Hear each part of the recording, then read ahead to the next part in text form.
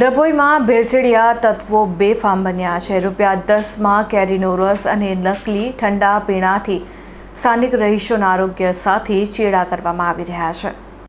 ઉનાળાની પ્રચંડ ગરમીનો લાભ ઉઠાવીને ડભોઈ શહેરમાં ભેળસેળિયા તત્વોએ માજા મૂકી છે।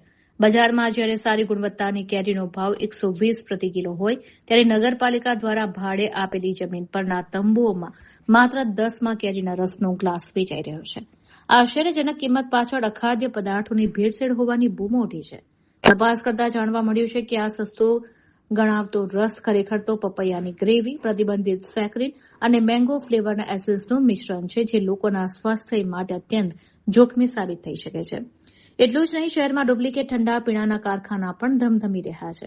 જાણીતી બ્રાન્ડની ખાલી બોટલોમાં હલકી ગુણવત્તાના રંગીન પાણી ભરી જૂના સીલ મારીને ગ્રામ્ય વિસ્તારોમાં પધરાવવામાં આવે છે। ત્યારે તંત્રની લાપરવાહીને કારણે સામાન્ય નાગરિકો છેતરાઈ રહ્યા છે અને બીમારીઓનો ભોગ બની રહ્યા છે।